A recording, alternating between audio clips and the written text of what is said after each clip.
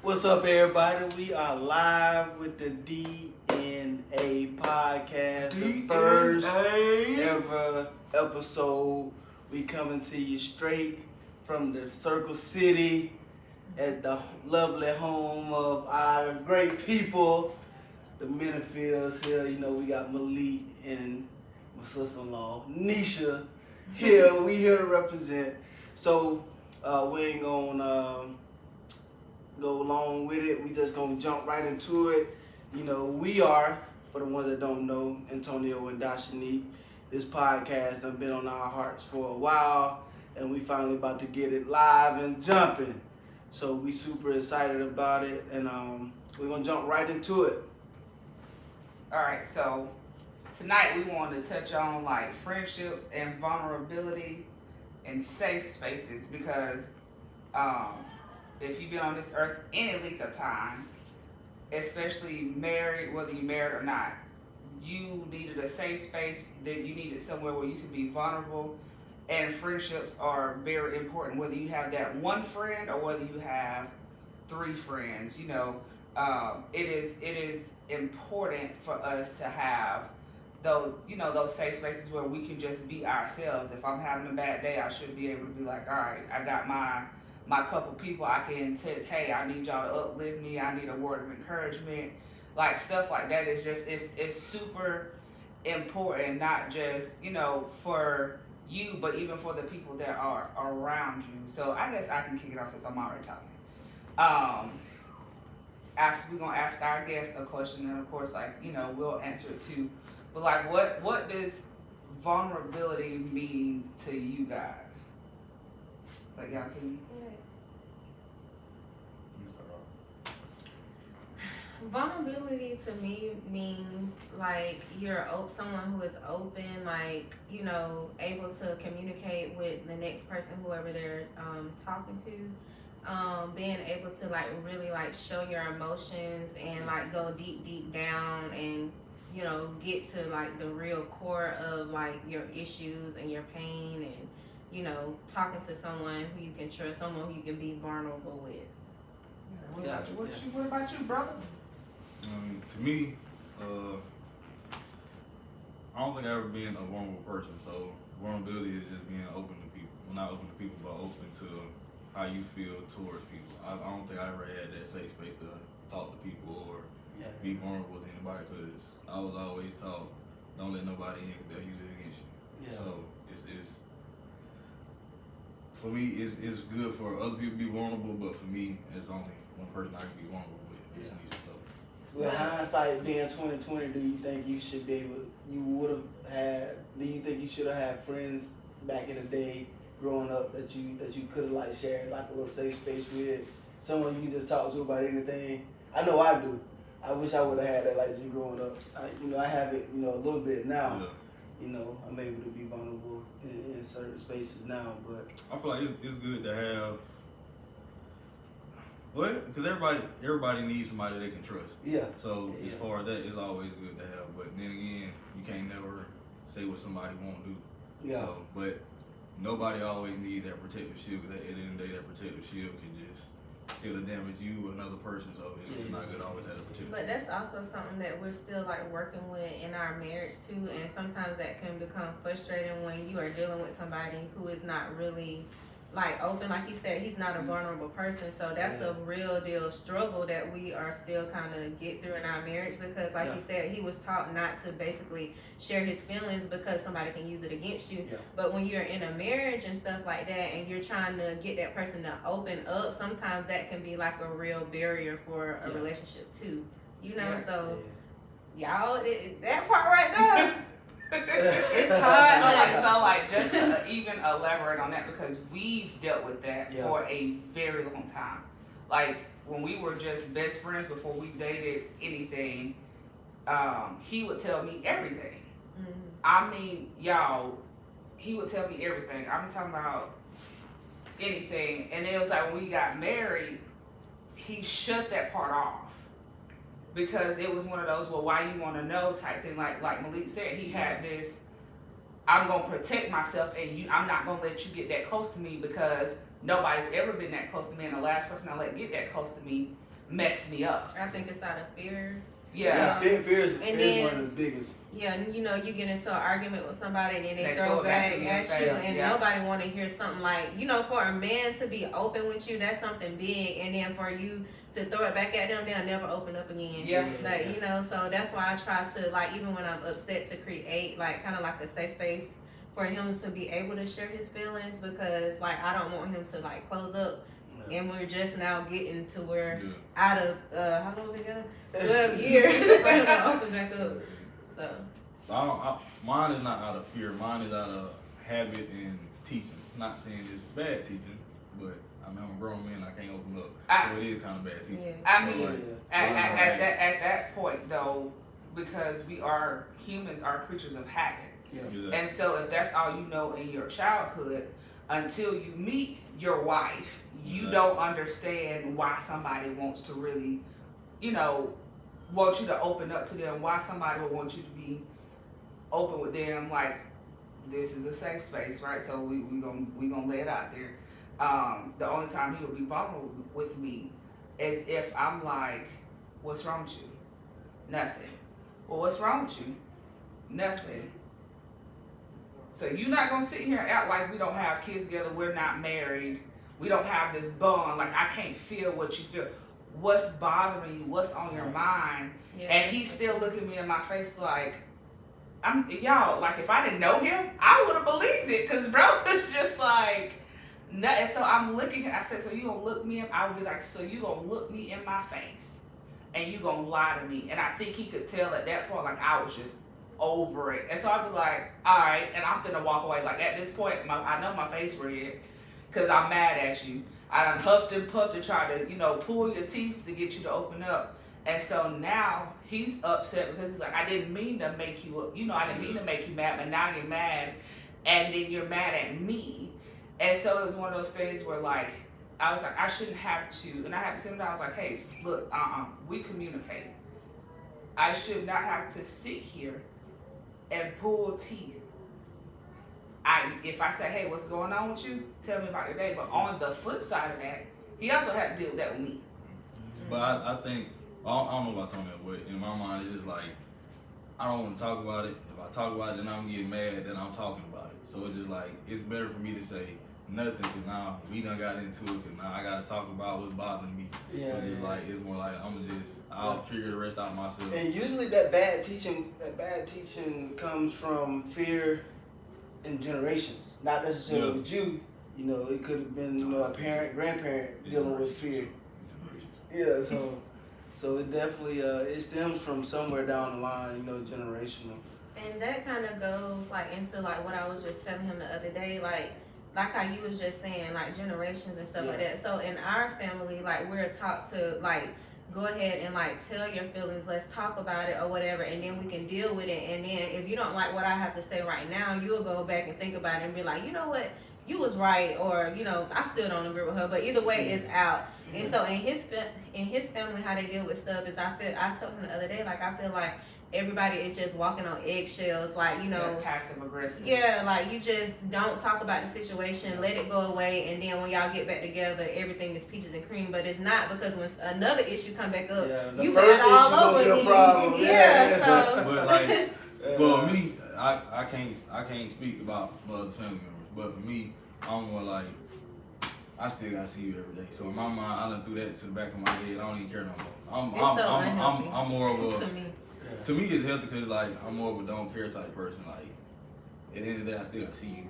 Yeah. So you still done do what you did. We can't change, so ain't no reason to talk about it. I mean, and hear me out. See, and that's okay after you dealt with it.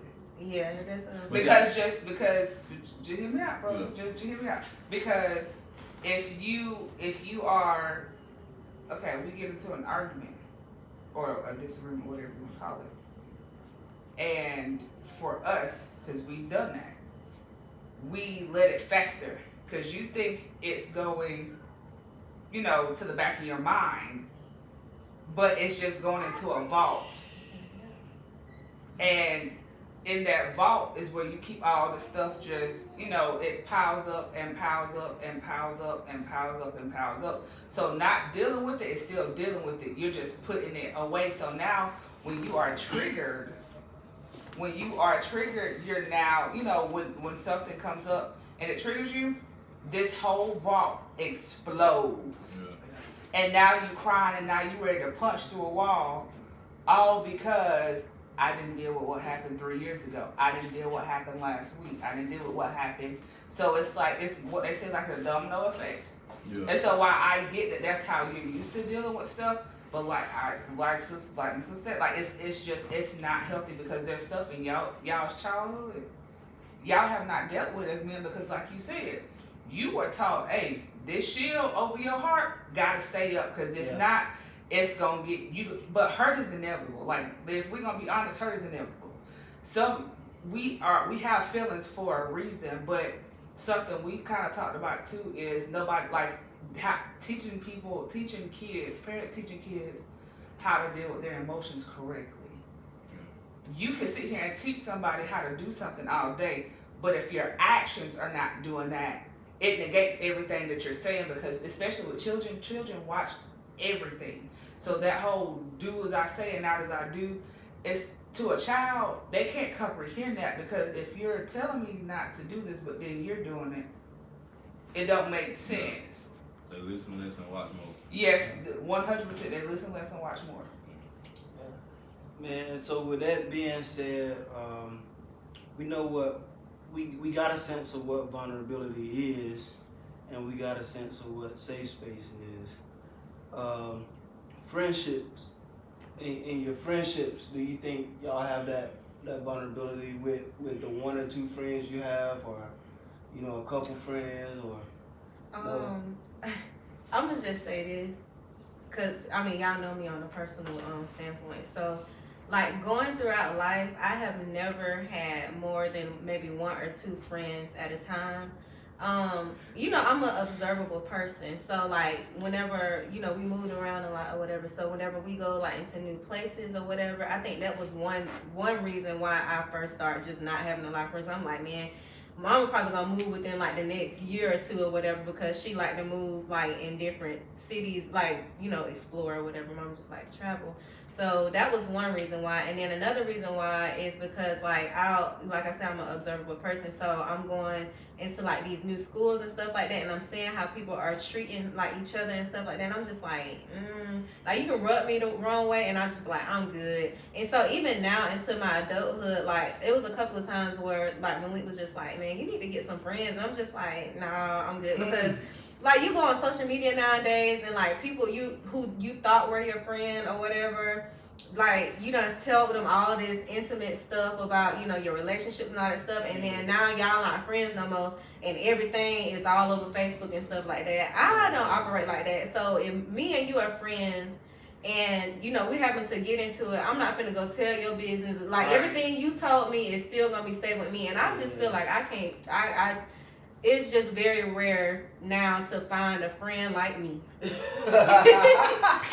And so that's why I only got one. I understand that. That's why, one reason why I don't have a lot of friends, and why I don't feel like I can open up to a lot of people, because also a lot of people don't take honesty well. So I feel like nowadays people want you to like agree with the stuff that they're doing, and I'm not an agreeable person. Like, you're not a yes man. It's like a lot of people nowadays want you to carry their burden. Yeah. That you can't unload on them.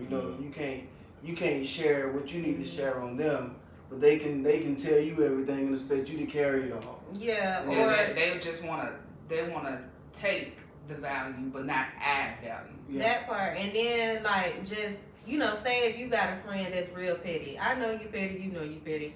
But sometimes it ain't always good to be petty. Yeah. Right. And so I feel like I shouldn't be able to tell you, like, hey, that was wrong, friend, and you not get upset. Yeah. I feel like people want you to agree with the bad stuff that they're doing, and they can't take the truth. And I want a friend that's going to correct me. If you ain't correcting me something wrong, then I might need to choose another friend. Yep. Yeah, so, accountability. Yeah, accountability. Hold me accountable while I hold you accountable. And y'all know, like, I'm a very, like, I'm a very driven person, so I like to accomplish new things and stuff like that. And if you still staying here in the same spot, ain't no reason for me. You're not benefiting me in any kind of way. So that's another reason why you're not benefiting yourself if you're in the same.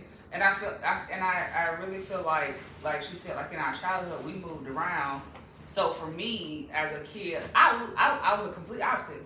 I like meeting new people. Yeah, she did. I didn't start being really an introvert until after middle school, because I had went through so many friends that either like she said, I was honest. I don't know. We just didn't have filters as kids. Like if well, y'all know us. Lord, we don't have. Not that we were just going around being evil or malicious, but it's just like if you did something out the way, why did you even?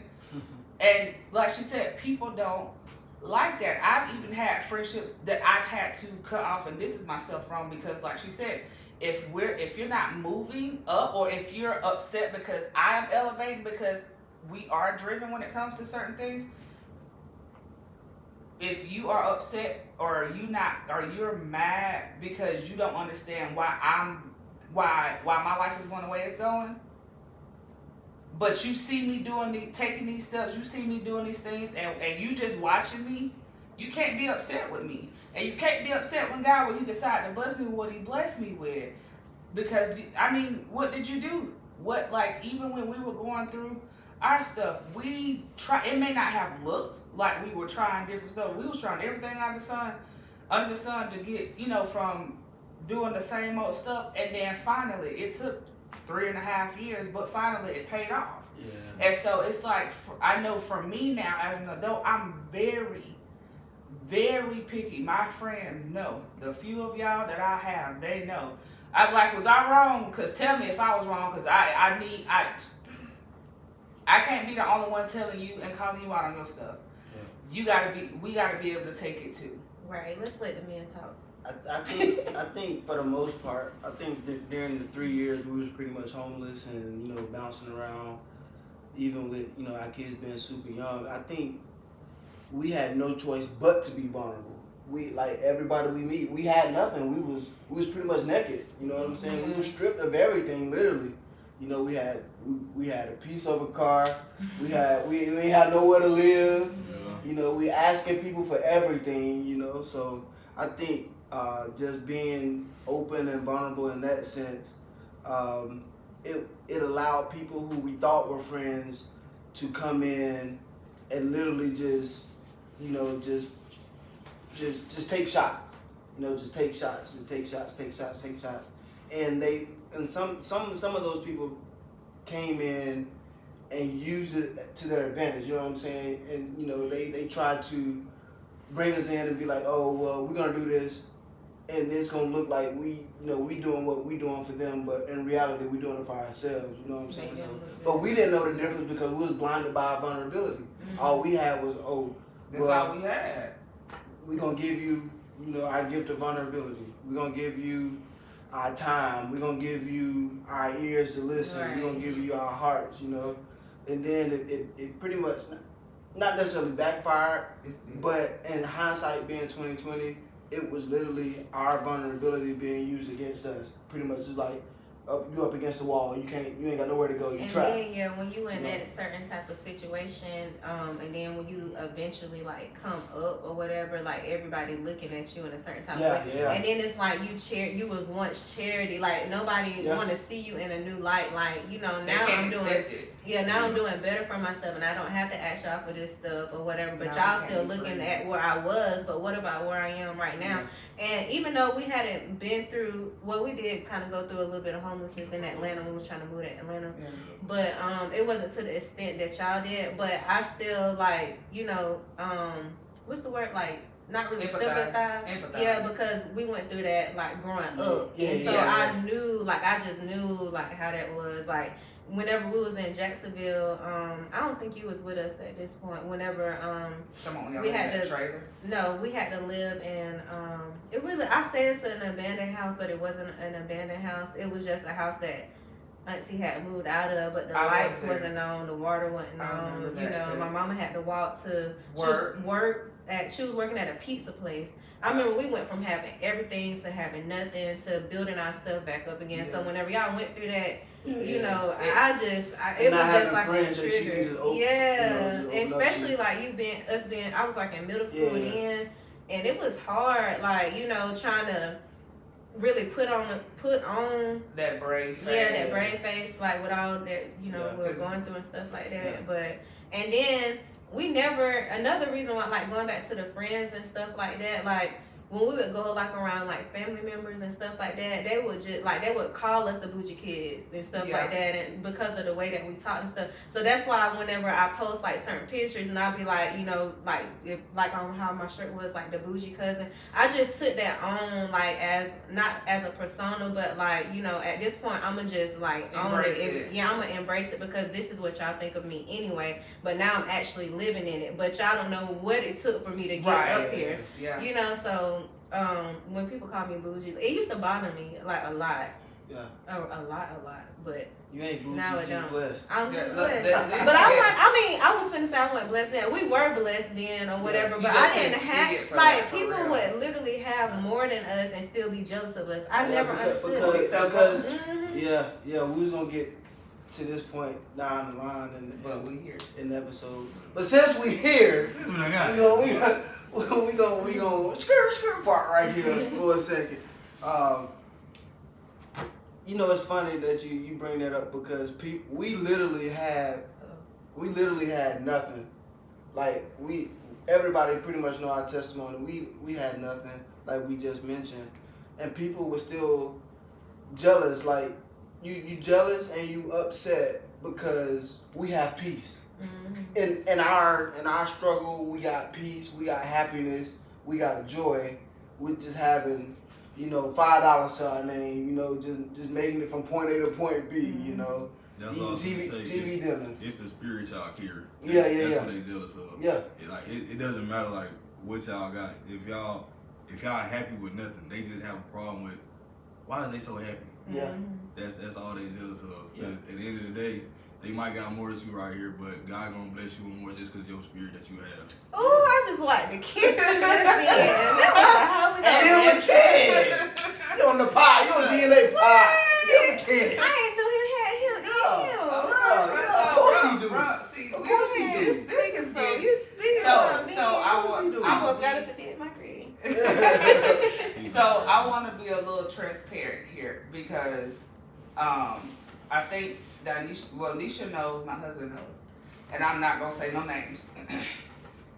But last year, I think I had about 2 or 3 friends text me and ask for forgiveness because they were jealous of me in what we knew and what we thought and feel as though was the lowest time in our lives.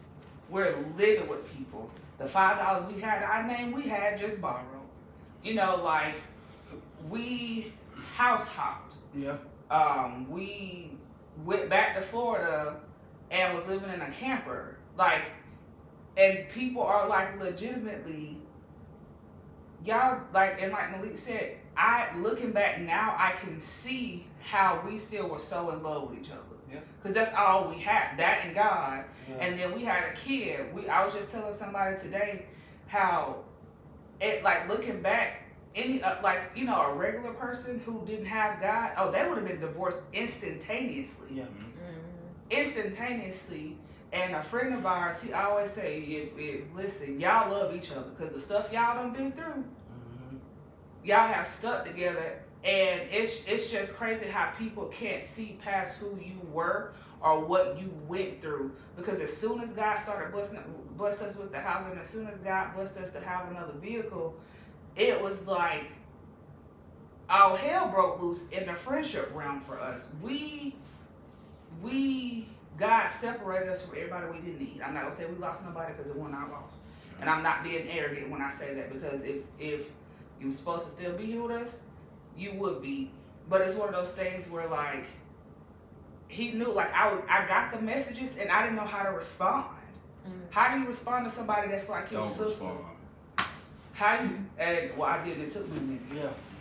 But how do you respond to somebody that's like your sister, you know, like you're a close like, basically saying like, hey man, like I can't even be around you right now because I've been low-key, jealous of you.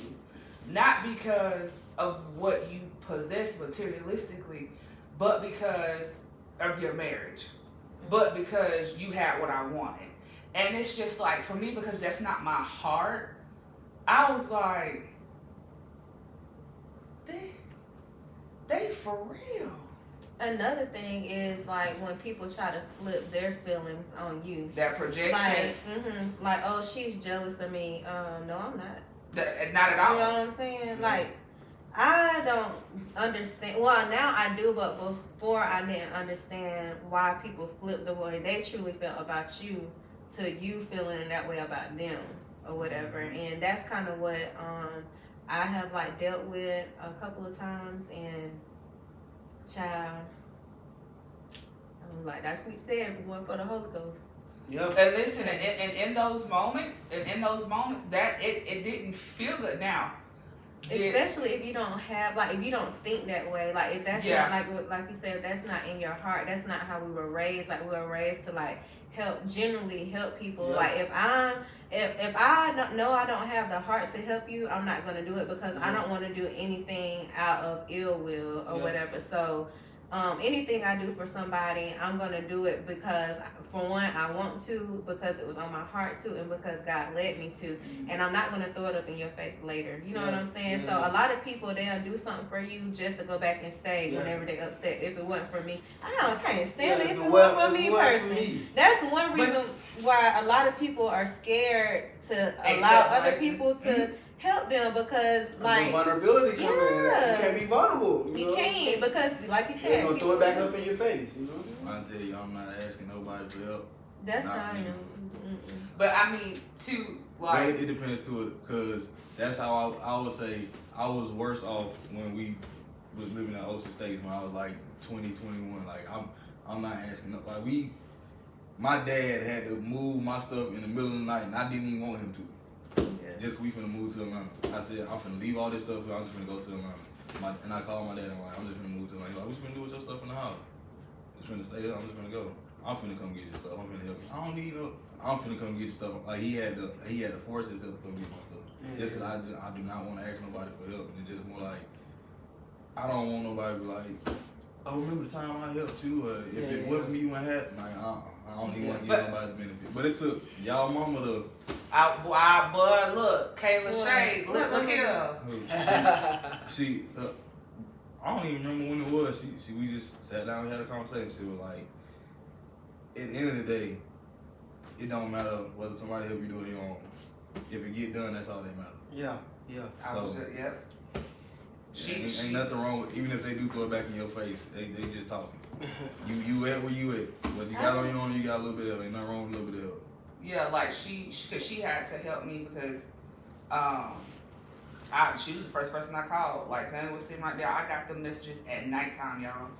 And I'm like, Mom, I just got such and such. And I'm like, but these are the same people that were helping us. And like, the whole time you helping us, you jealous of us the entire time. What?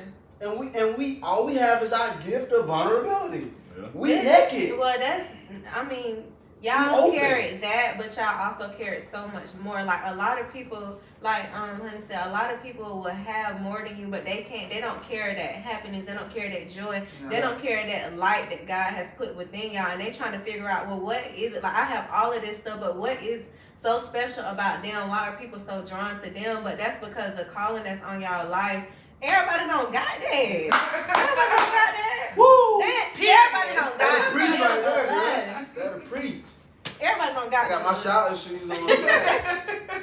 They come first, but they shouting. Okay. Yeah. So what does it look like for y'all when y'all like, okay, so y'all have single friends?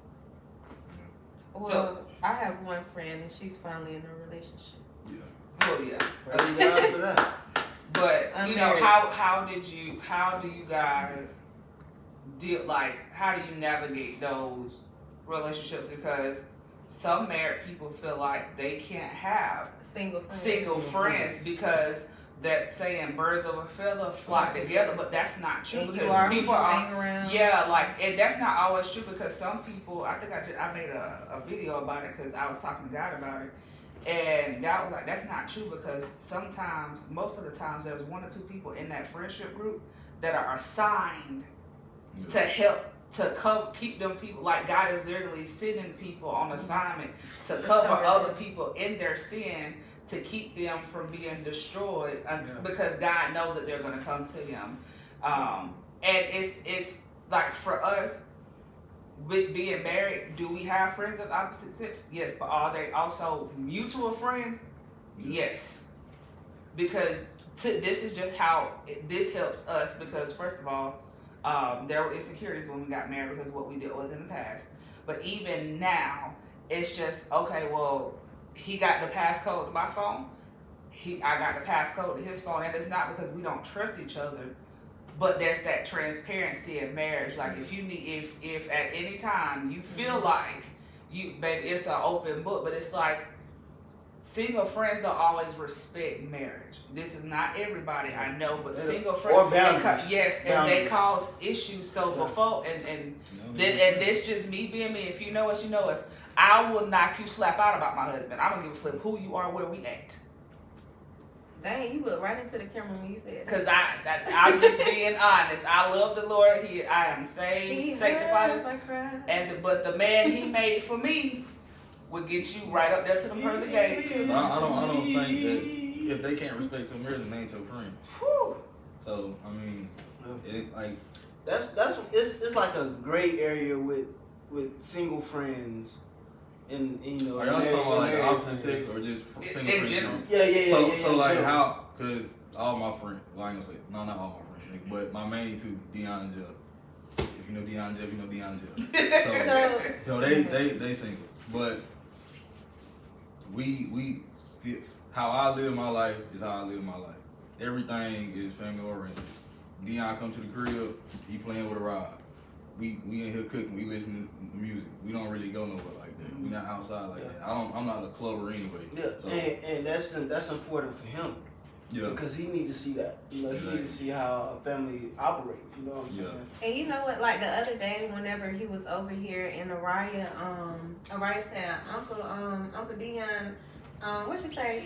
You need to have a baby or something. No, she was like, where your kids at? Yeah, where your kids at? So that made him want to, like, you know, have it pushed him to want to have like a family or whatever. Yeah, that's good. But going back to what he said, like, or what y'all said, like single friends, like as a wife. Y'all know I only got one friend or whatever, but as a wife to somebody who has single friends and like he's had his same friends like basically his whole life or whatever, and me knowing their background, me knowing their background, it was a struggle for me when we first got married because I'm just like, okay, these were the people that you were with whenever we were, you know, whenever we were just dating, and so I know the stuff that we have been through or whatever. So you hanging around them while we're married and knowing that they aren't trying to like basically move in the direction where we are now, that was a struggle for me, and that's where like trust came in at too. Like I didn't always trust like the places he went with them or whatever, and that's when I had to like check myself. That's where, believe it or not, you gave them a sense of vulnerability. That dealing with your family, they understood that like, hey, all right, he got to go handle this. You know, you're able to be vulnerable. You're vulnerable enough to have them come into your home. Probably some days while you know at drill or something, they might just stop by, you know, just speak. You know, just they're able to walk in here and just be like, you know, what we cooking. You know, what's happening, where Ryan at. You know, without you even being here. You know, that's a gift of vulnerability. And safe space. Safe space. And that's the thing. Like I don't trust a lot of people. So like. With Dion and Jeff. Like Dion, I only knew Dion since 2018, 2019. So like, and I think I'm more close to Dion. Like Dion, if Jeff, cause Jeff wasn't supposed to make the wedding. Second up, Dion. That was gonna be my best man. Yeah. And I knew him the shortest amount of time. Yeah. So like, actually, I might be more vulnerable with Dion than anybody else. Yeah. Like we just like relate on on. There you go. Yeah. On stuff. Yeah. So. But it's more like they respect It's everything I got crazy going on. because the least person that I tried to pray Dion away, y'all. I promise you. Dion don't mean like no a fly. harm or You know, nothing. Listen, swatting I at was that just fly, like, you man, just keep I was missing that like, fly. honey, this man is sneaky. I don't like him. Like I told Dion to his face, and I'm just like, why is he still here? Lord, are you hearing me? Like this man ain't supposed to be here. He heard you. He ain't trying to go but that goes with what you. This was before I got stronger in the Lord or whatever. Yeah. But I was just like, I don't feel like he is benefiting our marriage in any kind of way. Like Dion is just like living his life. But now I love Dion. Like I'll be like, if Dion not over here on a Friday, Saturday, or Sunday, I'll be like, honey, where's Dion at? Is he okay? Like, he's a part of the family. Yeah, he's a part of the family now. But I had to like really learn him. But I still tell him that to this day. Like you still sneaky.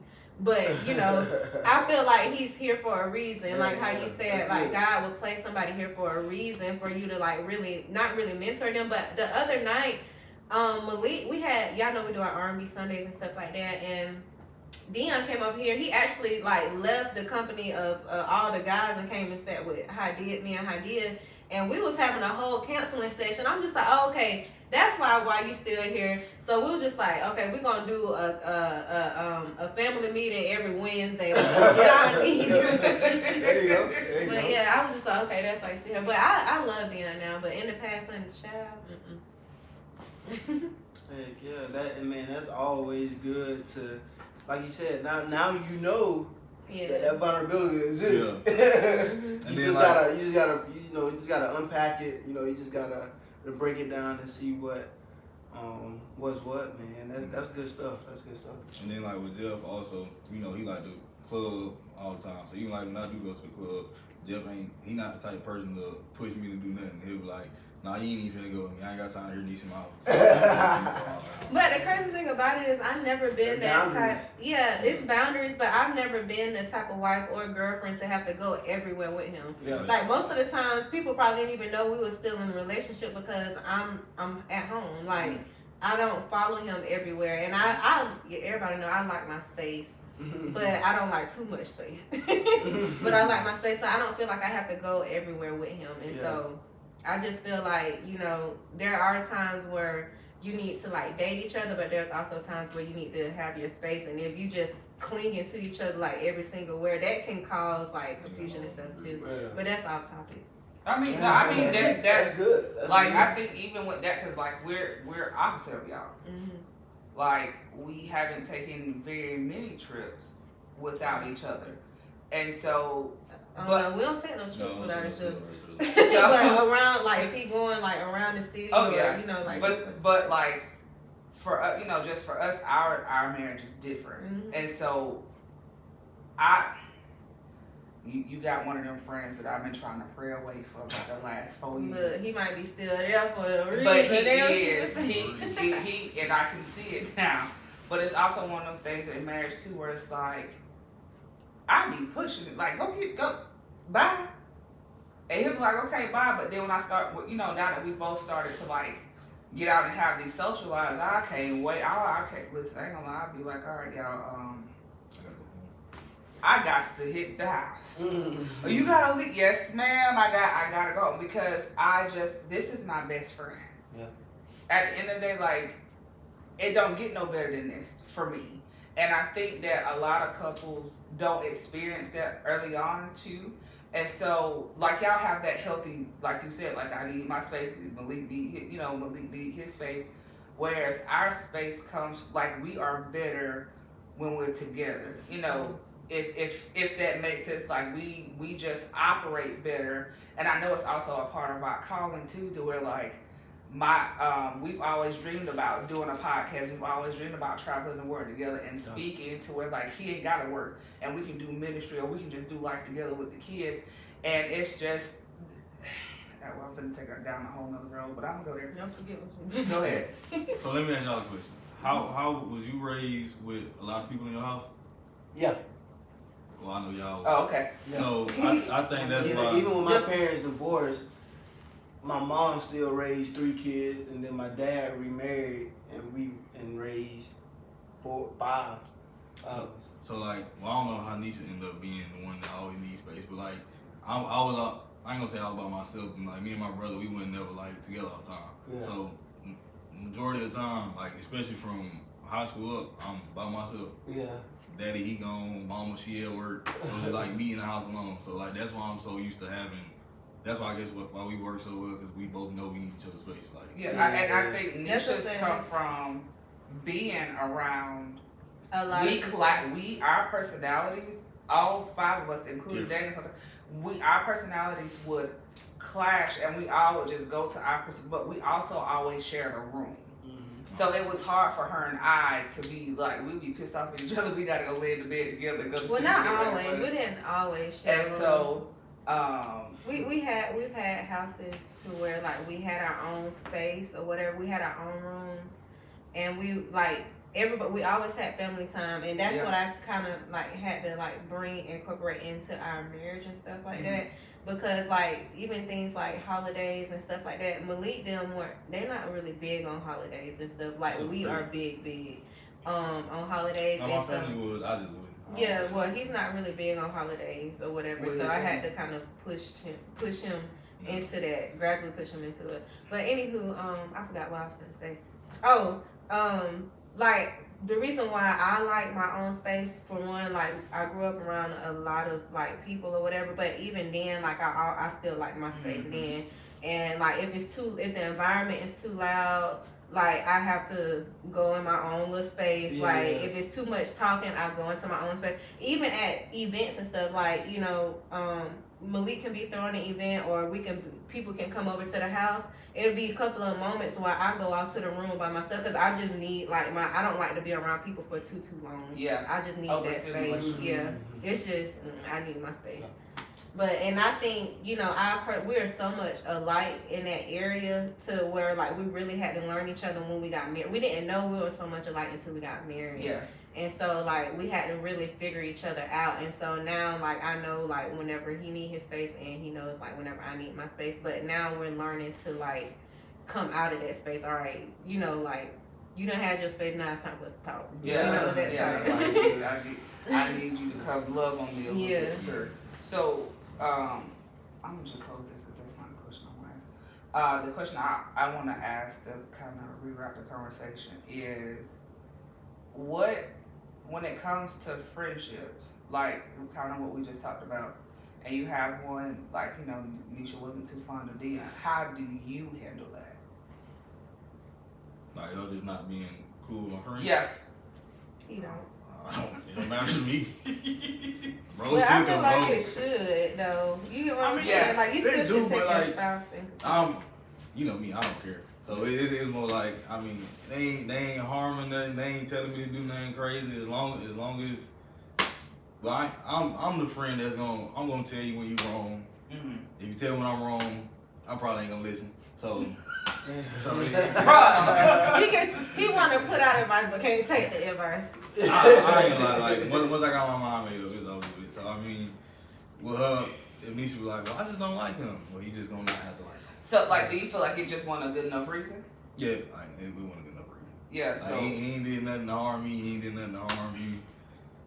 So I feel like y'all are very similar in that, because he one of them, it ain't my business type people. Like, yeah, that's him. Whatever they got going on. For one, that is a man thing. We gonna tell you that you wrong. If you decide to listen to it, that's on you. But I told you that I did my due diligence. I did what I was supposed to do. Yeah. Y'all wrong. Whatever you do to the side after that, that's on you. I think too, like, Nisha, we were talking earlier about how people project their feelings onto other people, and I feel like as wives, that's what we do. Because if our friend acted the way they friends acted, baby, you was cut off, like instantaneously. Like I don't have, but then for me, I have had to kind of sit back and be like, now Dashni, you gotta realize that sometimes you're on assignment, and so when you're on assignment, the enemy will highlight certain things about whoever you're on assignment with to kind of push you out the way, because now you're in his territory. You're doing the right thing. You're shedding light in these areas, and this person's probably gonna wind up having deliverance. So as a wife, that's something that I feel we all do at some point, because we do get really upset when we're like, hey, babe, we don't like him. It's something about him. Yeah. Now, if I say, hey, it's something about him I don't like, he's not your friend, that's a different story. But this particular friend that he got, Lord Jesus, I know you hear me, but it's just one of them things where God had to sit me down and be like, you got to stop trying to interfere. You don't know what you're doing. Is it just the friend's personality, or is it like the lifestyle? It's everything about this dude. I'm talking about, and I'm not talking about dude. I was about to lie. Personally, I don't feel like he's a great person. He can be a good person, but it's just for some odd reason, I just like I call it my wifey senses, start like wanting to just come out and protect him, because it's something I'm picking up on that I just don't like, and I don't feel like my husband should be around. But I also, again, when I was talking to God about it, God was like, I got him. I don't need you to help protect him. I know what I put on the inside of you. That's just like kind of like what we mentioned earlier. Like Tonio couldn't be like his person, like to get him out of or the act of what he's doing and stuff like that. So even though you don't trust him, and that's part of being a wife too, or whatever. Like we see things that they can't see, and they see stuff that we can't see. So it's our job to like kind of tell them, but that doesn't mean that his friend is to be removed, because he could be his own person. Now, what if Antonio removes himself from the guy or whatever, and then he just killed himself or something like that? You know what I'm saying? So that's his comfort. He could be Tonio could be given to this guy, or like emotional support that he can't get from nobody else. And that's why I had to sit back and tell myself with Malik and Dion friendship or whatever. And once I start really talking to Dion, and I was just like, oh, that's why you hear like he's dealing with a lot of stuff that he can't really talk to nobody else about, that Malik can help him with. So he's his safe space, and Tony can be that for his friend. Like I said, I prayed and prayed and prayed. I'm like, Lord, I mean, you can remove anybody. If you can remove anybody, remove him. You ain't got to remove him off the earth, but just out of his life. Don't let him catch ghosts. But I see now. But was the stuff that I was seeing wrong? Absolutely not. Like, it was all right, but is he supposed to, leave? It was valid. It was valid. I ain't gonna say everything was whatever. He has not did anything. He didn't do anything wrong to you, can't but see that though. The characteristics that I was saying about him is true. The characteristics about Dion is true. Sneaky, I ain't finna. He admitted it. He's sneaky. Well, it depends on what term we talking about. There you go. But I get it. Like, also, but I'm just saying, as a wife, like, we see things that y'all can't see, and although they didn't do anything to y'all or whatever, we pick up on those characteristics and stuff. Like, that's what we're here for, and y'all are here for the same, like, to see the things that we can't see. But we could be so far into a friendship or a relationship with somebody, and we're just blinded by the things that they are offering us, like, as a friend, like, whether that's support or whatever benefits of a friendship. But you have to trust your spouse's spirit of discernment. Yeah, 100%. But sometimes, like, you can't. Sometimes we lack discernment in certain areas. Sometimes we lack discernment in certain areas for ourselves. And so that's the purpose of a marriage. Like, we're partners or whatever. I can pick up on things that you can't. I remember a specific situation, and she was like, "Let's go over here." I'm like, "No, I don't want to go." She thought I would just not want to go because I just want to be a homebody, which is true. I just want to sit in the house. Yeah. But it's a reason I don't want to go over there. Yeah. You know what I'm saying? It's a reason I don't want to go. Go hang out. And hindsight being 2020, he was right. Y'all, I'm talking about he was. Let me tell y'all, I gotta look in the camera again. He was right, and not only was he right, the way God had to deal with me Because God was like, you always tell him, I'll be using you to tell him, and he been trying to tell you. Now, I'm very upfront and honest, and I'm not saying my husband is not, but his approach is, babe, I don't feel like going over there.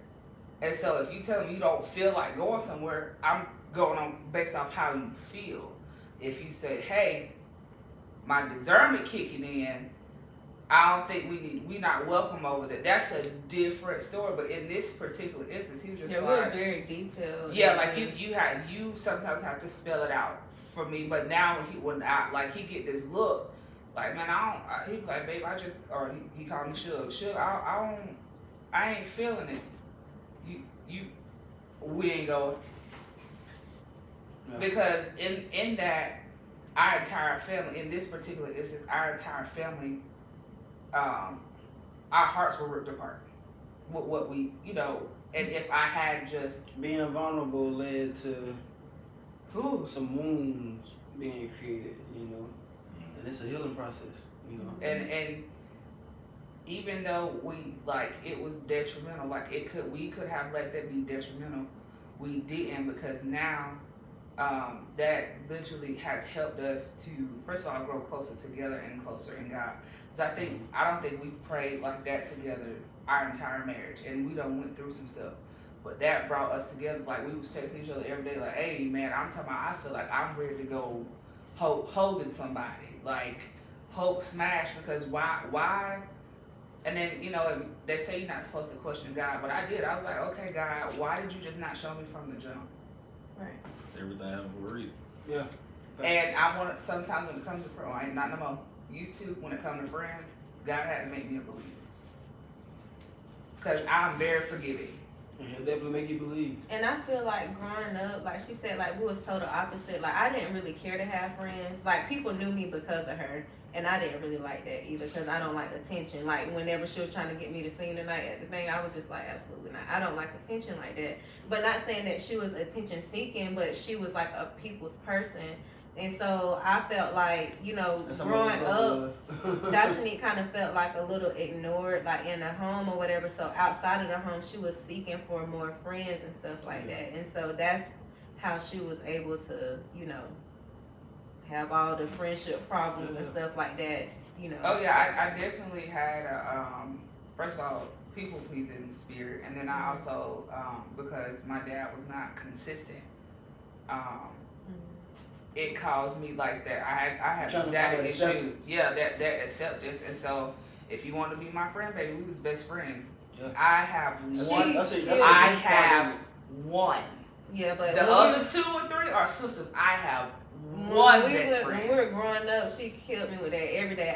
My best friend, girl, what best friend? I use that term so no best friend.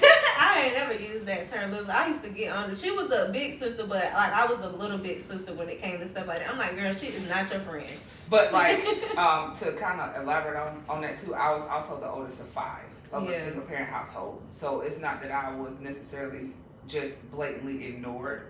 I just had to grow up early. Yeah. I had more responsibility, and so I just needed that outlet. Like, I couldn't go to my sister and be like, hey, this is what I'm dealing with, because I am the big sister. I didn't y'all go back to vulnerability. I didn't have that place to be vulnerable, because every time I was vulnerable with somebody, a particular friend, every time when we were younger, we were really close. We almost like grew up together. Our mamas was like close friends. Every time I told them something, they wouldn't have told their mom, and then she would always go and twist it to my mom. Like, if I would be like, hey, I got a crush, and then it turns from me having a crush to me sleeping with this boy and meeting up with this. But I'm like, how I'm leaving the house? And y'all know my mama would, I'm talking about Coochie Kente me. I don't even know if that's the right way to say it, but she would. I'm talking about, baby, foot clean gone, but it's just like, I can tell, like, there's a common denominator for all of us, like, in different ways. Stop laughing, I'm being serious, huh? In different ways, we've all been through something that has torn down that, that space for us to be vulnerable.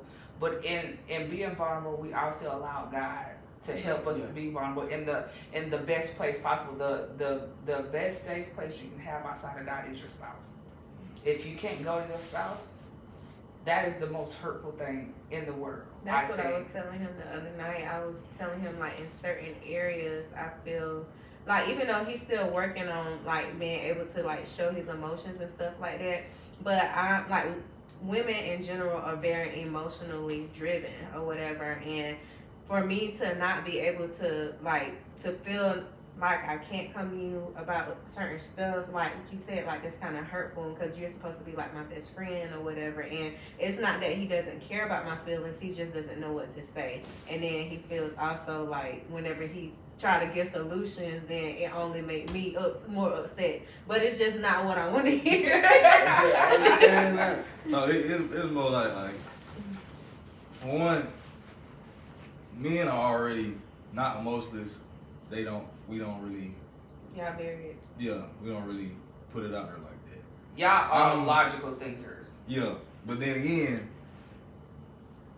I'm worse than that. So it's just like, I want to help. I just don't know how to. I don't know what to say. You get to crying, I'm just looking crazy. It's like, it's not even that deep. I don't understand what you crying And for. so when somebody tell you it's not that deep, when it really feel that deep to you, don't you just imagine how They that don't just imagine That's he be like, he be like, you crying, what you want? Well, he don't do it now, but like when we first got married, he'd be like, well, you're crying, what am I supposed to do with that? This all I got. How am I supposed to help? Like, he wouldn't even do that. Like, he would, like, it's like, he would be like, okay, and then like my tears would come, y'all, and he, like, real time, he would be like, that's him. Like, he don't know what to say. and he's like, well, what you want me to say? Fuck you. Do you think I'd be crying? But then it's also. But sometimes it's like we don't want y'all to say anything. We just want you to listen and really understand like where we're coming from. But I feel like being that they fix don't. the problem. Yeah. That's we trying to fix the problem. But we don't. So, but what she's saying is, we don't need y'all to fix the problem. We just y'all need are y'all not to hear. We just need listen. you to be my husband, be my safe space. Because if I come to you and I'm like, hey, I don't like this. I'm not saying that you can fix this, but nah. How they be like, you know, your husband, your girlfriend at the end of the night, like when y'all get in the bed. I done call him girl. Girl, I'm talking about I be like, girl, you know, and then it's one of them things where like at this point he just be like, girl. Right. Now I just be like, You went to the roof. what is it? Melissa's like, what? Sometimes you're like, what? What you want to talk about? They did.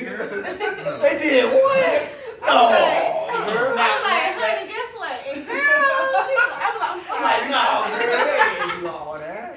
and let me praise this. No, we don't gossip, but there are just certain conversations that we've had that he will literally just he is such a safe space for me where we sitting on a bed and I'm talking about he got tears in his eyes and I'm just talking to him. He is cracking up at me because I'm reenacting something that happened that day, and I feel like that is so special, especially when you didn't grow up having that. You didn't grow up sick, like no vulnerability. Yeah, like just being like, you know what, honey, I just need you to listen. I don't need you to respond, but also being able to communicate it. Like, hey, I need you to respond. I need you to give me your expertise on this, and then being like, hey, I don't need you to respond because if you respond right now, we gonna go at it. And so that's the area where we are working on. I'm always responding. Yeah, he gonna always run. But sometimes in his response, because I'm not gonna call him emotionalist, but he's very nonchalant, and it just don't be the right response for that moment. You know what I'm saying? Like Malik, like I'll come and I'll tell him something that's bothering me, and we really don't argue. Like we really don't argue. Like we don't. Not anymore. I should say. Amen. But whenever I come to him about something or whatever, I feel like now I have to say like I'm not trying to argue with you or whatever, but this is how I'm feeling right now or whatever. And instead, like Malik will be like, well, what you want me to do? Like something like that. And so that made me feel like he pushing me away or something like that. Well, I don't know what to say. Like it be something like that. Give me the solution. Tell what you want me to do, and I'll do it. But see, I think too, even in that, like. And at that part, because he'll be like, in what you want, what you expect, because sometimes I just get to talking. Like, it'll just be me and him, and I see an opportunity without the kids to just be vulnerable and just get something out, and he'd be like, he'll be playing a game, and he'll legit take his whole headset off. Okay, what you what you need me to say, like what you need me to do. Do you need me to be your protector right now? Do you need me to be your best friend? Like, do you need my ears? Like, what is it that you need? And then I'd be like, I don't know. And then he'd be like, okay, like, you just. I think that's the frustrating part to y'all, because like it's like we looking for, like, we want y'all to listen to us, but we don't know what we want y'all to be to us. Like right there. Once I hear I don't know, I swear to God, I get so mad. Because, but see that's a protector thing. Yeah. That's because you feel like you don't know what to. How I can't say nothing. I can't respond. Yeah, but then it's this thing that he does for me, and I don't even think he recognizes it. But because again, I've had daddy issues, being heard will fix a lot of things for me. Mm-hmm. Just like he know my two biggest things. I can't stand being cut off. Because I unheard, that's me, like, don't cut me off. First of all, because I'm probably going to forget what I was saying mid-rant. Second of all, because that makes me feel unheard. And then if you do cut me off, I'm still going to be respectful enough to let you finish, but I'm going to let you know. I think a lot of people have to learn too, like, in marriage or in any relationship, whenever you're communicating, you have to really listen, not to respond. Right. So if you already have like your response while the person is talking, you're really not listening to them. Like you're just trying to get out what you got to say. Yeah. And so now, like, whenever he opens up, like, I love when Malik open up, and so I try to like really listen to everything that he's saying or whatever, and then I kind of repeat back to him like what he said. But I feel like a lot of the times when I'm talking, I can't say a lot of stuff at once to him because he don't register it. Right. Yeah, it takes him a minute to process. Yeah, so I have to break it up into segments or whatever, because I'll be like, if I say him a long like a whole speech or whatever, shut down. And I ask him, okay, what did I just say? And then he'll say a little bit. And I'm like, out of everything I just said, that's all you got? Like, I had to learn. Summarize it, player. Summarize. Like I learned too, even in that, like, because I'd be like, this, like, I used to let things build up. Yeah. And then it's like this same ongoing thing. I had unrealistic expectations. Because I'm like, you already know how I am. We've been married for how long now? Like, bro, and we've been together. We got 2 kids at this point, but like we done grown together, like, you know, but he can't read my mind. And so I remember last year, it was something that just bothered me, and I think we had like a 2-hour long, we were supposed to have a date now. We had a 2-hour long conversation. And he didn't ask me what I expected of him. He told me what he was gonna do, and I ain't know what to do with it. Like, you ain't gonna tell me how you gonna fix my problem. But it was one of those things where I had a hard time receiving it, because I had not ever had somebody to love me in the capacity that my husband loves me. So the fact that you love me enough to be like, I hear what you're saying, and I, like, this is the root of it, and this is how I'm going to fix it, because you can't fix this. This is on me. And for me, like, him taking that responsibility away from me was like snatching a blanket off me, and it's 30 degrees in a room. Yeah, a lot of times what we need is like some responsibility lifted up off us. But I got a question for y'all, even though it's y'all podcast, and this is off topic. We all the way off topic, by the way, but it's okay. It's good though. It's good. It's good, right? It's good. We got people watching on Facebook Live right now. I got a question for y'all, like in resolving issues in a marriage or whatever, like, have y'all ever had like conversations to where like it didn't get resolved? Like, I hate having if I come to Malik about something or whatever and we don't have a solution, I do not like going to sleep without a solution. Yes. But before you start talking, we could have like a disagreement and to me it still ain't resolved or whatever, and Malik, he'll go to sleep and be sleeping like a baby, and I'll be like, I feel like if it's bothering me, it should be bothering you. So why is you sleep? And I'll wake him up. I'll be like, so, hello. So what we gonna do? Because I'm not going to sleep. I gotta go to work at 5 in the morning. It's 3:30. He be like, Nisha, what you want me to say? It's 3 o'clock in the morning. I gotta go to work in 2 hours. Hey, you need to get up. I don't care what. I gotta get up too. Think about it while you at work. Think about it. But I'm the type of person, like, I'm not going to sleep. I can't go to sleep angry. That's not me. I'm not. Yeah. Well, first and foremost, we definitely don't go to bed angry. Yeah. And I don't be angry. Early on in our marriage, some stuff did go unresolved. Mm-hmm. But growth caused Yeah. a lot of stuff. You know, having the proper safe space has allowed us to be able to resolve all of the issues because we go to God with it. You know, we can't fix it, so we go to the person we know who can. Right. You know, we have marriage counselors. Yeah, we have marriage counselors. You know, we have people that we trust. You know, mentors. You know, people who have been married. You know, 15, 20, 30, 40, 50 years. Right. You know, so it's important to. It's important to have those people in your corner where you can be like, all right, we don't know how to solve this. Have y'all ever dealt with this before? You know, and it's okay to have those people because that leads back to vulnerability. You opening up to these people and accountability. You opening up. You creating a safe space between your marriage and these set of people. So I don't think we go to bed, with anything unresolved. Like he said, it took growth. Like I distinctly remember, and I remember this because again, like I had not seen God ever work like this in our marriage. I don't know what we were talking about, but it was like a heated discussion, and homeboy had done put his work clothes downstairs and finna sleep on the couch. Never done this. Never. And I didn't know he was gonna sleep on the couch. And I just so happened to go downstairs and I seen his clothes there. So like I could have went upstairs and be like, oh, so you gonna sleep on the couch? But at that point I was just like, God, this is a really hard conversation for us and I need you to like intervene. Like if he sleep on this couch, you know what it's gonna do to me. That's rejection to me. Like I need you to step in, and of course we had to pause it where it was because we don't pause it because it's like sometimes if we pause it, it'll be hard to come. Yeah, like you get the festering of stuff, the enemy come in, and we ain't got time for that. And so he thought he was gonna go sleep on that couch. He said I went downstairs and God whooped me.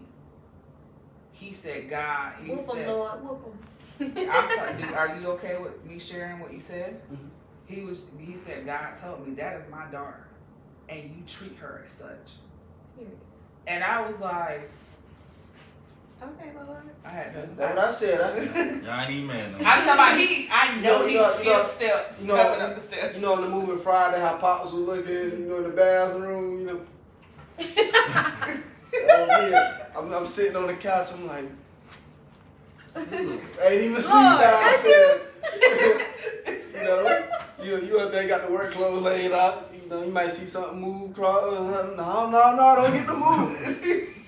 You just looking around. We had a time like that before too, and Malik actually went in the other room, in our guest room, and he was in there. So what I did was I took me and Orion, and we came in there with him. Yeah. Oh, we could. You want to swap from this bed? We could sleep on the this. like, yeah, that's the other Cause what you doing? On the floor. Like, the only other time if it's okay for you not to sleep in that bed is if you come in late from work. Cause sometimes he don't want to wake me and Orion up, so he'll sleep in the other room.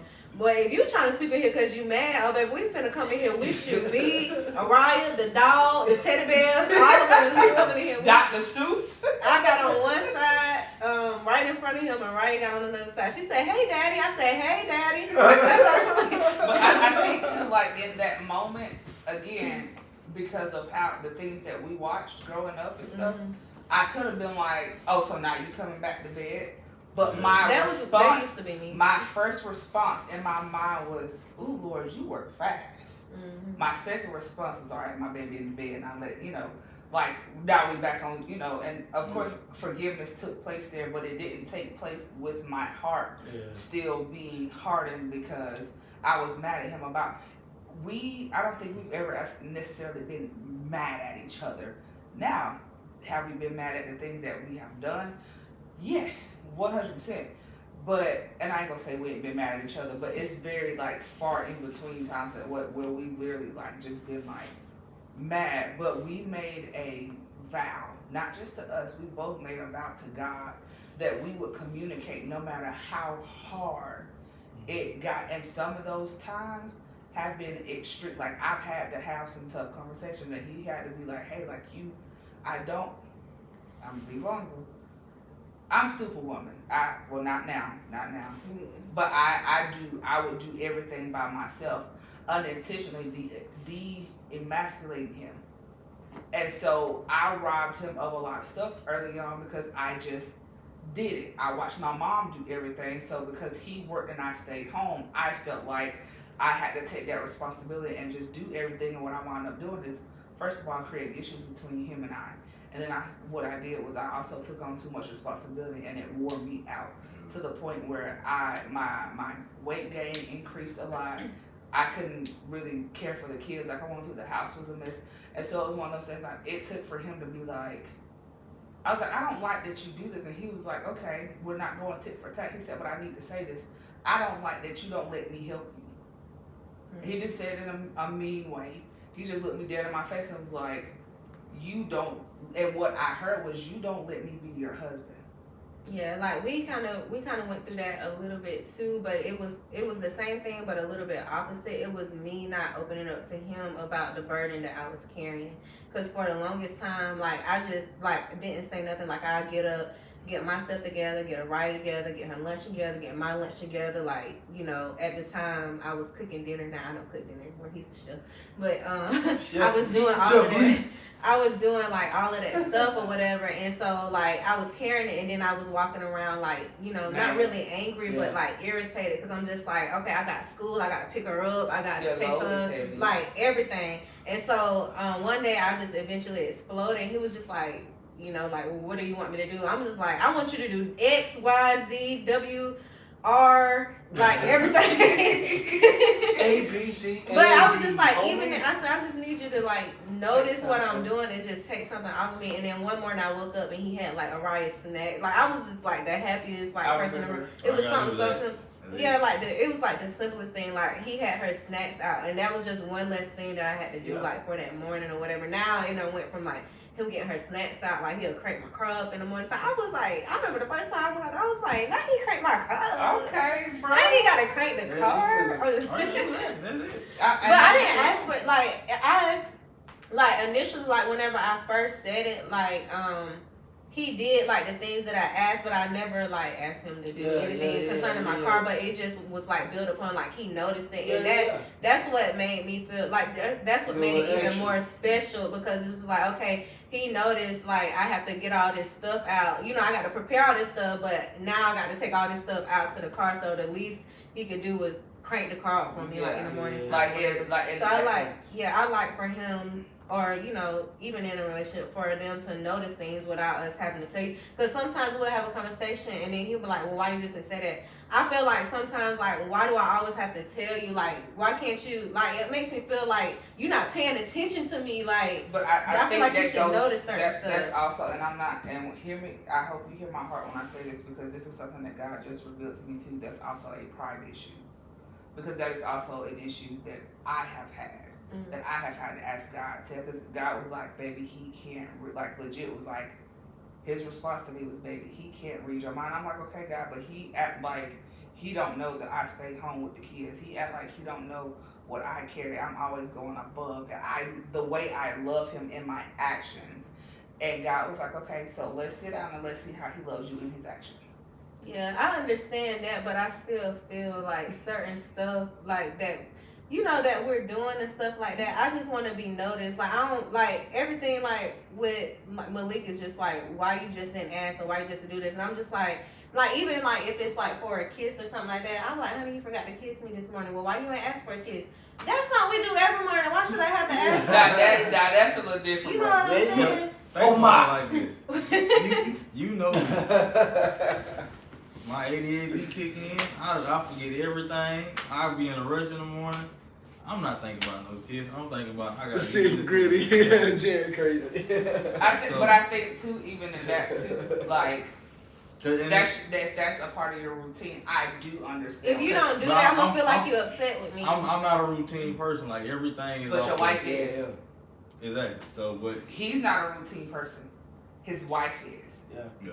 Like I'm very organized. Like I told him before. Yeah. So I'm a planner. I have to plan everything. And Malik is like a on the go person. On the fly. Like Malik would take a trip and not have nothing planned on. That irritates my spirit. Like I have to have stuff planned out. Like what are we gonna do when we get there? Where we gonna stay? Yeah. Like for his birthday one year, I had to shut up and just like go. Cause like that's when we had went to Miami. We was literally looking for hotels on the way driving to Miami. We didn't find a hotel until we got to Miami, like almost there. And so I'm just like, that's I ain't stopping until we got the keys to the door. when we got there, You better jump out and go to the front desk. when we got there, we had nothing planned out like that. Like that just irritates me. But everybody know that I write down everything, I plan everything. Like everything just has to be organized. And with him, it's not that he isn't organized. He's just an on the go person. Like it's better that way. I don't know.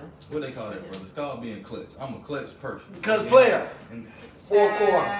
That's also called being unorganized. But I'm very unorganized for sure, but we not going. But see, the way y'all's brains work, and I think, because I just read Jared's comment Well, you're about not joining unorganized. your Like you got stuff like in natural certain habits areas. or like your nature habits. So like, Yeah. I know my husband is somebody that will shoot Friday. He tells me, "Hey, you all right with leaving Saturday?" And I wanted to be annoyed with that because first of all, because we told my niece we come down to Friday. And so then I was like, you know what? No, he got a final. I could get my schoolwork out the way. Hey, Misha, we're not gonna be able to come until Saturday. I was like, okay, I gotta do my schoolwork. Yeah, and so it was one of those things like that. Communication. I want to say this because I know we're gonna have to wrap it up real soon. But out of everything we've said tonight, communication has been at the heart of it. Yeah. No matter what stage of life you're at, whether you have everything or whether you don't have anything, communication with your spouse and being able to just sit there and have that open that safe space that like, cause I know I done told him some stuff that did not feel good to him. Not that he has done, but that has been done to me, and vice versa. And healing came from that because you don't. And I'm real big on therapy. Go talk to somebody, go heal.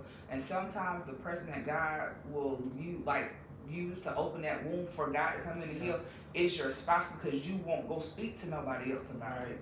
You don't get that confidence until you go to this person. You like, hey, this happened in my childhood, and I know this is wrong. But at the time I didn't know this was wrong. In hindsight, I know it's wrong now, but there's still no judgment there.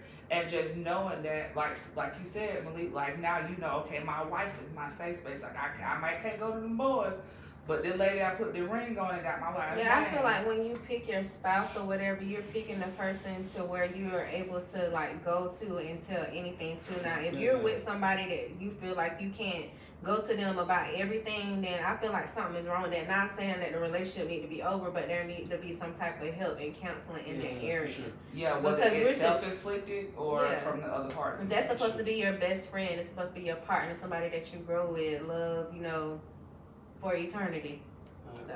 We got about 10, 15 more minutes. I'm gonna see if anybody in the live that got a question dealing with friendships, relationships, any advice, anything of that nature that y'all want to shoot in the comments. We'll try to answer a few questions before we end this first episode of the DNA podcast with the Minifields live right here. Marital one. Yeah, marital one coming Part up. two. I got like. Yeah, man, we got so much stuff planned, so many episodes planned, and we just gonna go with the flow. We're gonna go with the flow. If anybody want to ask a question, we see y'all live. We appreciate y'all for joining us tonight. Yes, this podcast the link will be dropped tomorrow. The link for the podcast gonna be dropped tomorrow. You gonna cut the video in like 30 minutes? Go snag it. Go snag it. Also, you got Your Man Enough journal on Amazon. Men, go buy you a journal. You don't need it. Go buy a journal. Go buy a journal. It's gonna help you. I promise you. It's gonna help you. Who in Anybody gonna say something? If it's all hearts and minds, Cliff. Part of learning. How do you all handle issues with children when you both have different views? Ooh. We just had this conversation. Okay, so literally, like, You already know who asked that question. Jared. Nope. Who did? Mama. Listen, Okay, so Mama. since she's the one that asked the question, I'm gonna let you go first. I mean, I'm gonna go first, and I'm gonna let you go. But that was one of the biggest things when me and my husband got married. Like like my mama kept asking me, "Are y'all gonna, like, are y'all gonna do, like, I guess they call it authoritative parenting now, or are we gonna do gentle parenting?" And she pushed gentle parenting so hard at first, and I didn't understand why. But now I do, because of the trauma that and the healing that had to take place in us. She didn't want us to discipline at the time, our son out of like that trauma, because whether you do authoritative parenting or whether you do gentle parenting, we do both. Yeah. Because sometimes as you do what I said because I said what I said, and then other times if you truly don't understand, we'll gentle parent you, we'll explain it. Do whatever works for your kids. Don't come for me any comments or nothing like that, okay? Okay. Second off, for us, because of the way that he was raised and because of the way that I was raised, my mom beat us. I mean, not like that, but like we got whoopings. We got whoopings. And we're going to continue to pass out whoopings. And so did my husband, but my husband also had a dad. I didn't.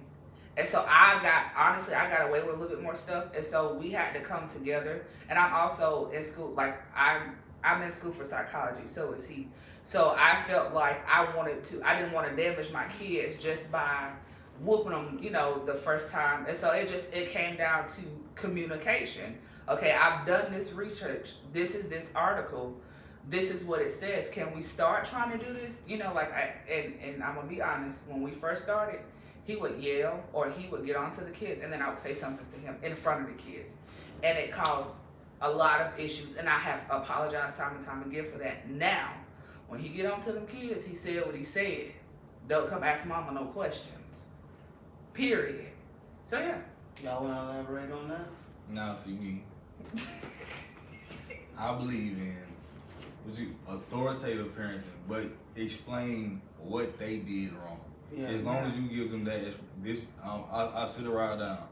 You finna get a popper, and when I finna popper, this is why you finna get a whooping. You know what you did wrong.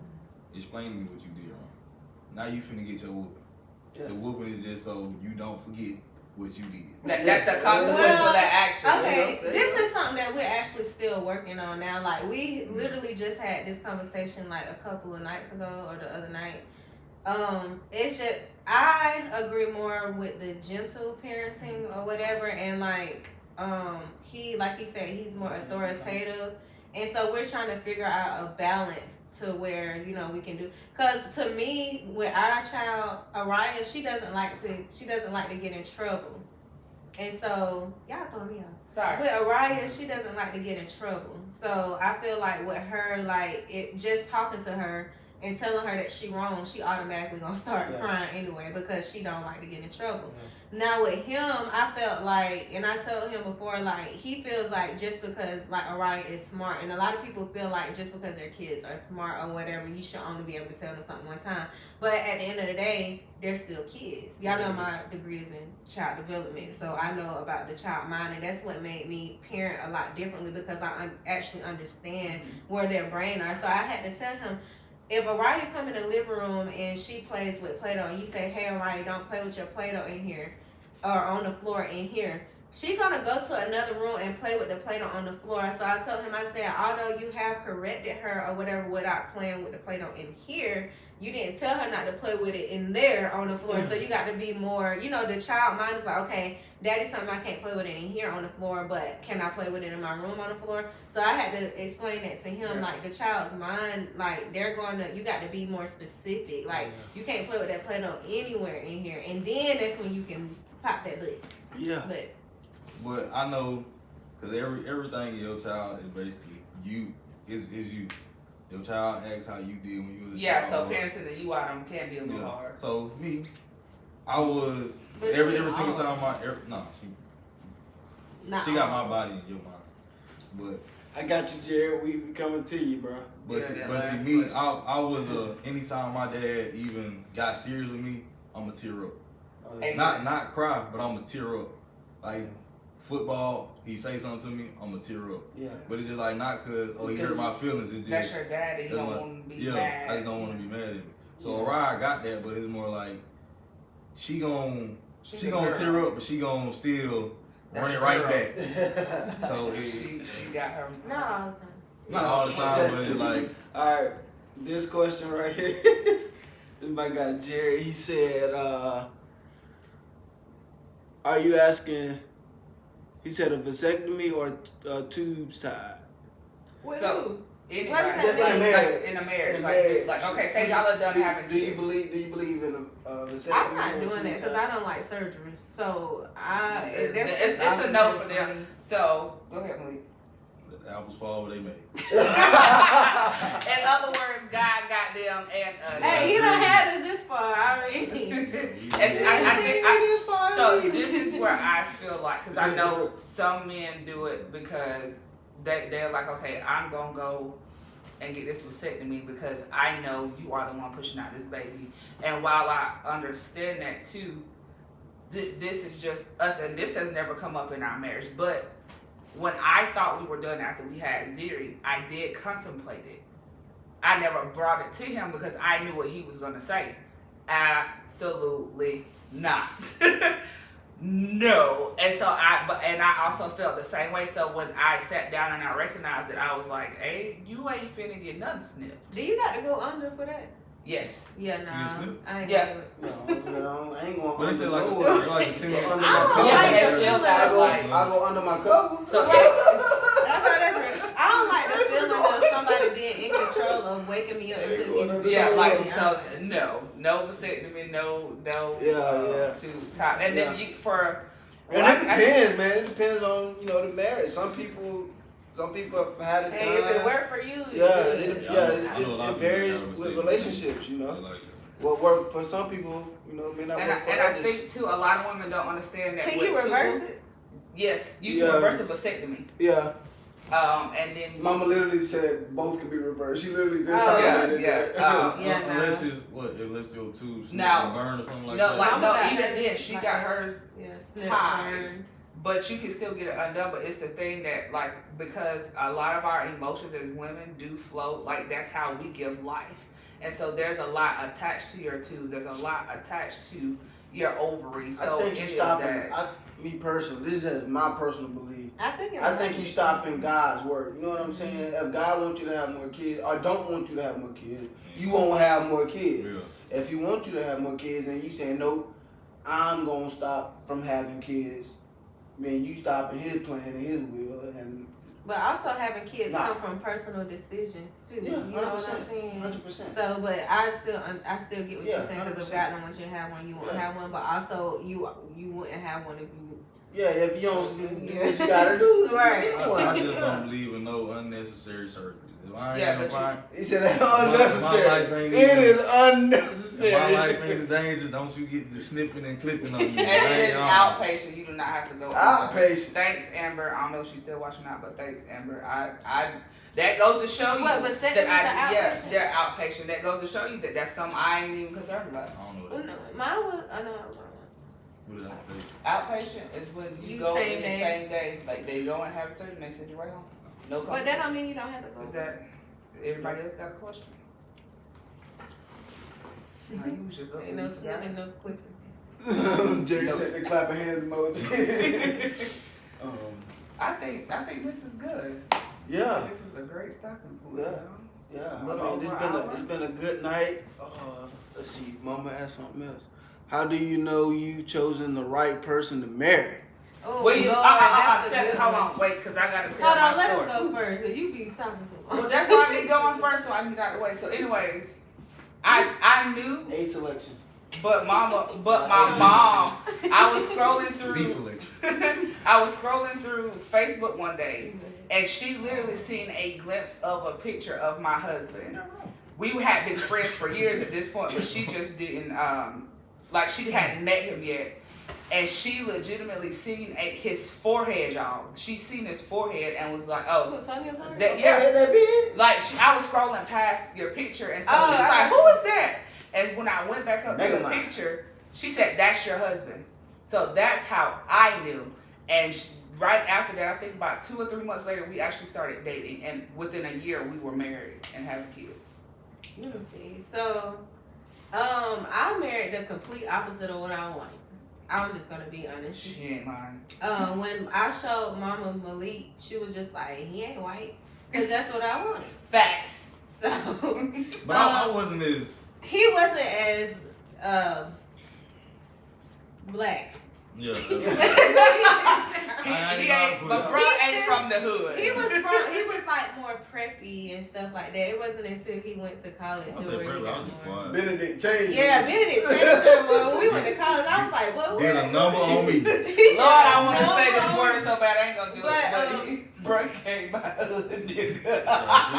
Seriously though, but how I knew that Malik was for me was whenever for one, he learned my love language like very early on. Yeah. It's my love, you know, your love language kind of changed the older you get, but then like whenever we were in high school, like he like bought me gifts or whatever. I was a little materialistic when I was in high school with him. So he bought me like, you know, like he paid attention to like my likes and stuff like that. And no other guy. Well, I was kind of mean to guys in high school. I was real mean, but no other guys were like as persistent as he was and like understanding like my feelings and stuff like that. So like every Friday he would have like my favorite candy bar, which was the white Hershey. Yeah, he'll bring that every. Yeah, I did not like chocolate, but that was the only like white chocolate was the chocolate I liked. So he would bring that every Friday and something Hello Kitty. And then he'll bring like a card that say like little sentimental stuff in there. And I was just like, oh, he ain't white, but this is like he really, I couldn't run him off. Yeah, Oh. You was the one that was trying to get him. Hold on. Somebody you couldn't run him off. I couldn't run him off. Because he was too big. Alright. To answer Mama's question, from my view. Oh Lord. From my point of view. You still ain't on the hood. You understand? Yeah, not necessarily our story, you know, in particular. Yeah. But more so when you found that right person to marry when you doing everything necessary to get yourself in order. Yeah. You know, when you get yourself in order, God will have that person prepared for you. But I tell people all the time, especially single people that I play with on my my game and stuff. And we just get to talking about relationships and stuff. They be like, man, I can't wait to find my wife. And I tell them all the time, like, look, man, try becoming the husband that wife need instead of looking for that wife that you need. Y'all heard him. So try becoming that husband first. So and just piggybacking back off of what she said or whatever. Because whenever me and Malik first got married, you know, we got married very, very young or whatever. But whenever we first got married, he used to feel like I was trying to like change him. But I had to learn like a person would change themselves for you or whatever. So as we went on, we're gonna clip that. Yeah. That's a clip. As we went on, like in our marriage, he began to change himself for me. And it was based off of what I really wanted him to be as a husband or whatever. So that's another reason or another way you can tell if somebody is, you know, for you whenever they decide to change their bad traits for you. Yeah, that's good. Anybody else? Mama said I knew Malik was the one when I first met him. And he was looking at Nisha like. I think it was my sister. Like he wanted to eat her up. You was, bro. But Jared said that's an impressive forehead. That's when Mama first met him. But you had your eyes. You was like, I don't remember. Jared, all she saw was the forehead, my brother. He the one. I remember when I first met Tonio at the hoops classes. Basketball class, right? Yeah. I can remember when I first met Tonio. I don't either. The first time I ever seen y'all in the same room was when we got married. I think so too. And Niecy in my house too, and at Westgate. Yeah, we done played ball. We hooped together before. But I don't think we ever talked about it though. Yeah. But if nobody else have any other questions, yeah, man. That's our little insider. We just say yeah, man, back and forth. Sound like us.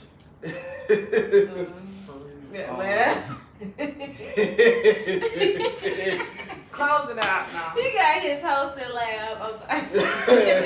You know. You got me laughing like that. Nah, but we gonna conclude on this note. This is it. Words, man? You know, this is it. This is you know, the DNA podcast. We just gonna have people on. You know, you want to be a part, you want to come on, you want to sit down, chat, talk with us. You know, we open. You know, shoot us a message. You know, we're gonna have another topic next week. We'll get that trailer out to y'all so y'all will see what that's about. It's not a trailer, it's the full episode. We're not doing a trailer. I'm talking about for the next episode.